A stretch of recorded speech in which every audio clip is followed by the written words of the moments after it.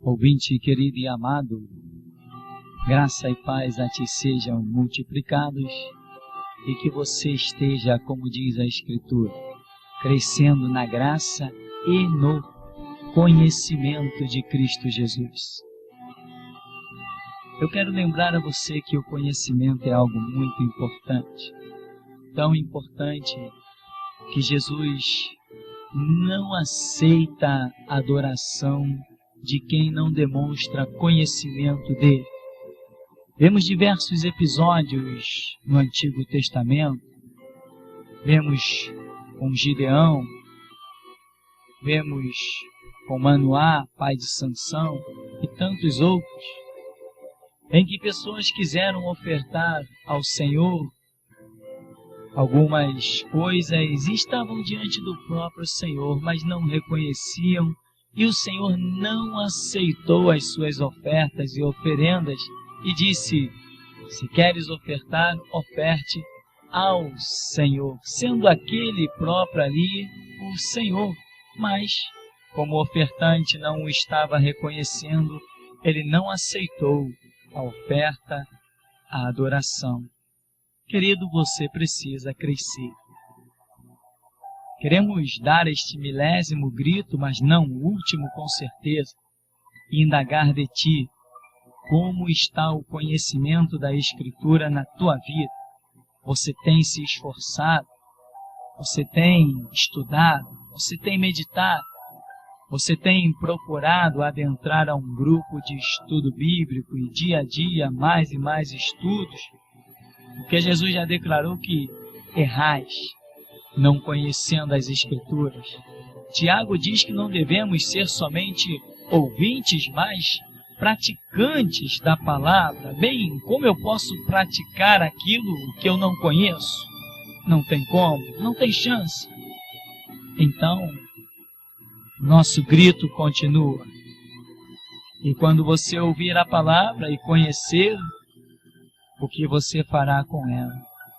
Como você tem andado segundo a revelação do curso desta palavra? Você tem sido guiado aos pastos verdejantes, às águas tranquilas, aos mananciais de águas vivas? Querido irmão, o Evangelho, no contexto geral do que tem sido feito com o Evangelho, não tem passado de um descaso, de um lixo. Você é testemunha pelos programas de TV, principalmente, que falam de tudo, menos do Evangelho de nosso Senhor e Salvador Jesus Cristo. O Evangelho é uma vida de desafios. Como se diz, é matar um leão a cada dia. O Evangelho é uma vida de renúncia. O Evangelho é uma vida de dificuldades e tribulações, porquanto temos que resplandecer como luzeiros no meio de trevas. E o Senhor Jesus disse: no mundo tereis aflições. O Senhor Jesus disse que odiariam os seus discípulos, porque Ele nos tem comprado com seu sangue deste mundo. E a minha pergunta, querido, é muito simples. A sua vida tem resplandecido a glória de Deus? Você tem se achado habilitado para aceitar os desafios? Você está pronto a responder a qualquer que queira saber a razão, o motivo da sua fé? Você tem a palavra de Deus na ponta da língua? Tem? A sua fé, ela é viva e eficaz? Você pode apostar a vida que vai abrir a boca e o teu Deus te dará resposta de imediato, como Elias, que clamou e caiu fogo do céu. Querido, como está a sua Bíblia? Se ela está empoeirada na estante, a sua vida está empoeirada. Se a sua Bíblia está abandonada, pode acreditar, Deus já não conta mais com você. Repara que quando o Senhor Deus chamou Moisés, apresentou-lhe uma história. Moisés, eu sou o Deus de teus pais. Sou o Deus de Abraão, de Isaque, de Jacó. Bastava este relatório simples porque Moisés já conhecia quem era o Deus de Abraão, Isaque e Jacó pelas histórias que tinha do tempo que foi criado com sua mãe, do tempo em que conheceu lá no Egito a história do povo hebreu. Bem sabia quem era o Deus de Abraão, Isaque e Jacó. Então para Deus bastou aquele relatório. Poucas palavras já diziam muito a Moisés. E você?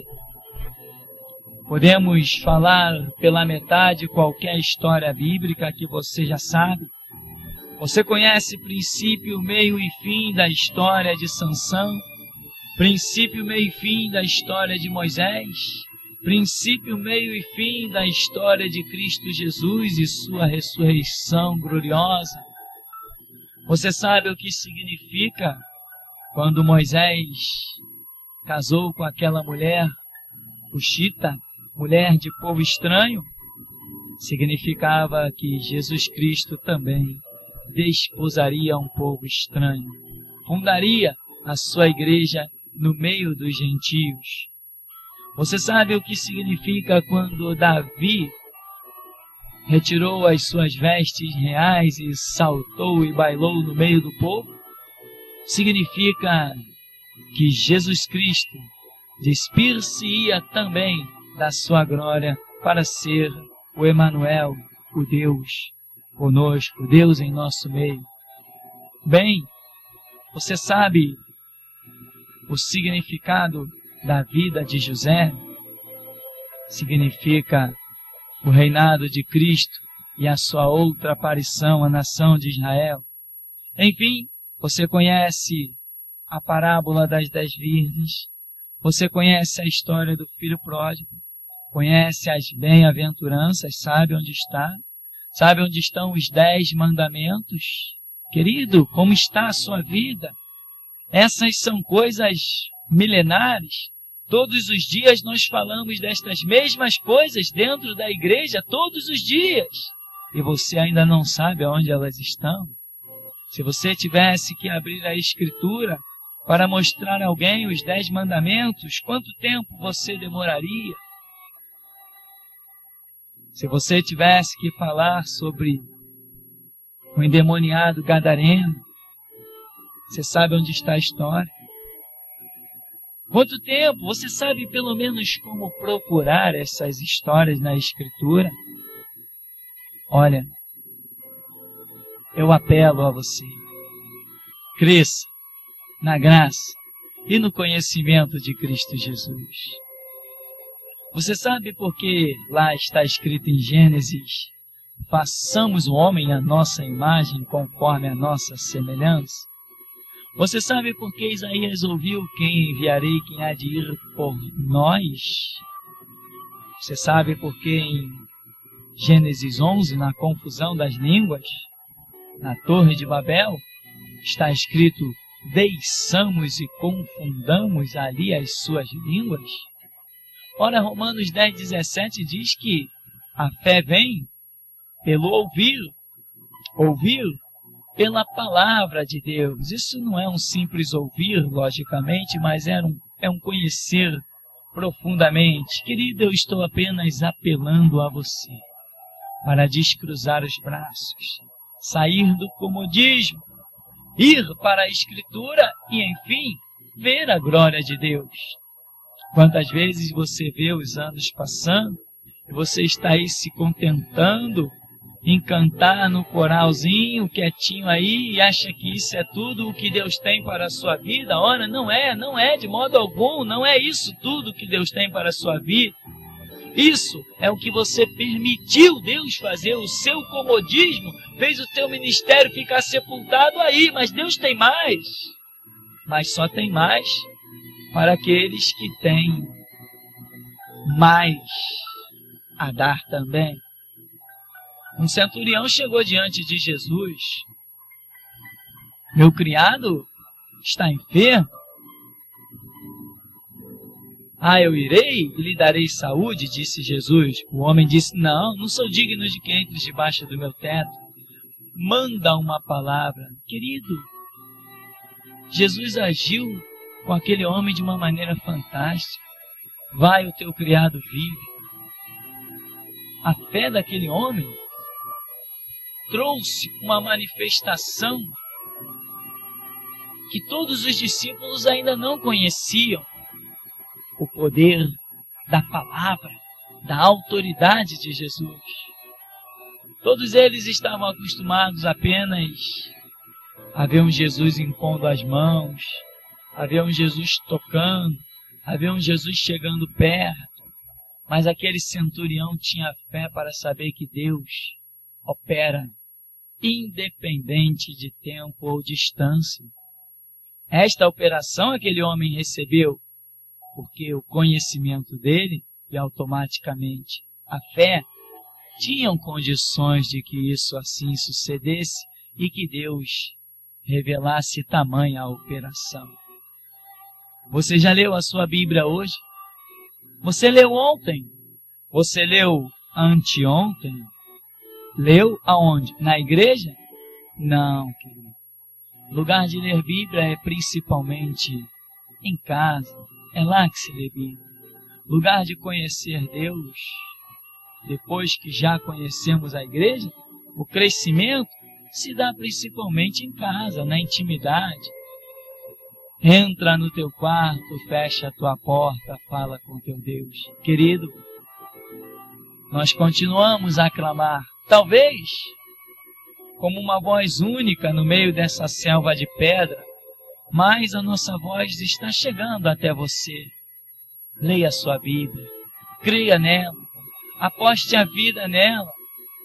Quem foi aquele que apostou a vida na Escritura e ficou frustrado, prostrado, decepcionado? Não há ninguém, não há nenhum sequer. E você não será o primeiro, é claro que não será. Mas será mais um a ver a glória de Deus. A vida que Deus tem para você não é só ficar cantando num coral à frente da igreja. Não. A vida que Deus tem para você não é só ficar lá trabalhando nas aparelhagens de som da igreja. Não é essa só a vida que Deus tem para você. Não é só ficar dirigindo lá, um trabalhinho aqui, outro acolá. Não. O que Deus tem para você são coisas tremendas.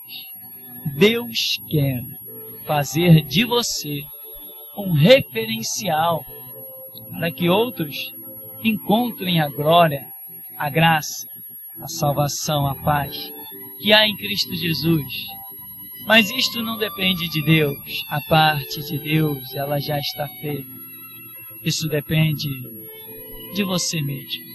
Tome uma atitude, tome uma postura, saia da mornidão, saia da mornidão. Desperta, tu que dormes, ressuscita-te dentre os mortos. Que tal começar numa peleja com Deus semelhante à de Jacó? Não te deixarei enquanto não me abençoares. Que tal você começar a levar a sério a intimidade com Deus dentro do teu quarto? Que tal você entender na 1:7, o Senhor é bom, uma fortaleza no dia da angústia, mas conhece os que nele confiam. Que tal você passar a levar Deus um pouquinho mais a sério? Será que você não tem levado Deus num descaso, numa vidinha muito simples? Ah, Deus já me deu um bom emprego. Ah, glória a Deus e aleluia. E quem sabe o espiritual não está olhando para você e está dizendo miserável, pobre, cego, desgraçado, nu. Quem se acomoda nas coisas desta terra não é apto para o reino de Deus. Você não pode lançar mão do arado e olhar para trás. Vamos despertar, querido. Você é a igreja do Deus vivo. Manifesta-te, resplandece nas trevas, salga. Tu és a cidade edificada sobre o monte. Vamos lá. Começa a pelejar com Deus. Senhor, a minha vida está no teu prumo. Senhor, a minha vida está na tua vontade. Senhor, arranca o meu orgulho, arranca a minha vaidade e prepotência. Vê se há em mim algum caminho mau, guia-me pelo caminho eterno. Senhor, me revela a tua vontade. Estou caminhando a passos certos ou a passos largos para um abismo? Qual a tua vontade, ó Deus? para a minha vida. Seja valente em fazer esta oração. Seja corajoso em tomar a decisão certa. Muitos já se têm perdido.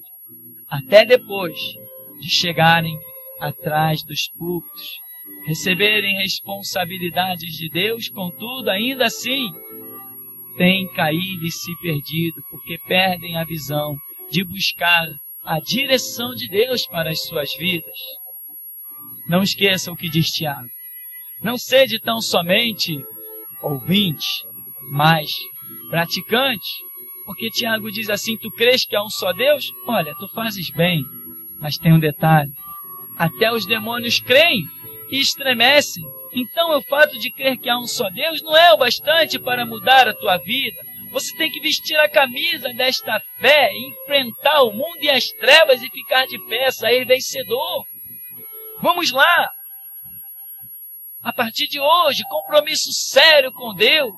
Rogo-vos, pois, irmãos, pela compaixão de Deus, apresenteis os vossos corpos em sacrifício vivo, santo e agradável a Deus. É o vosso culto racional. Não vos conformeis com este mundo, mas transformai-vos pela renovação do vosso entendimento, para que experimenteis qual seja a boa, perfeita e agradável vontade de Deus. Querido, para conhecer essa vontade de Deus, é necessário renúncia, é necessário sofrer as perseguições, as humilhações, padecer.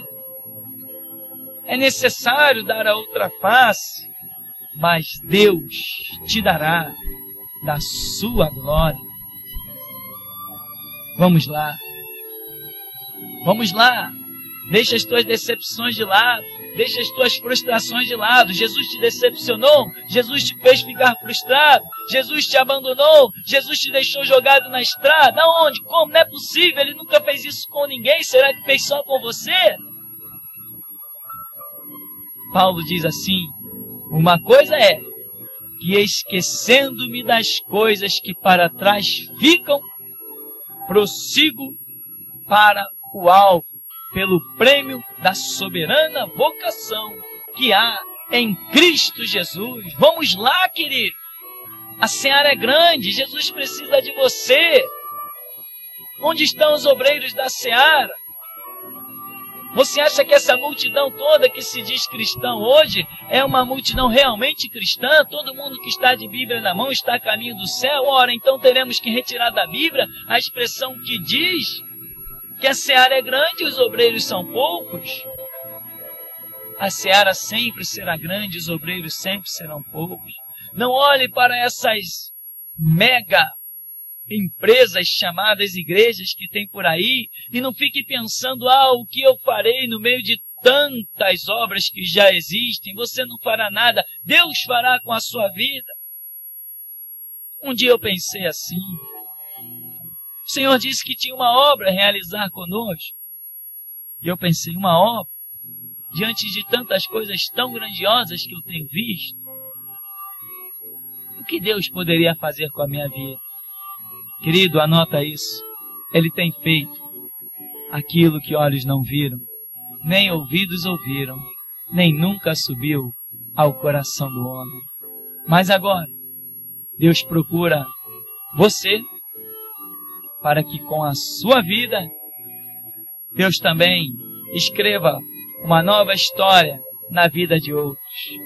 Se você hoje tomar o passo certo, num futuro de 5, 10 anos, haverá milhares de convertidos, milhares de ouvidos que ouvirão falar de Cristo, milhares de corações que se curvarão a Cristo, milhares de frontes o adorarão, porque hoje você deu um passo certo. Você disse, Senhor Jesus, dá-me do teu Espírito, domina a minha vida, mostra-me o centro da tua vontade.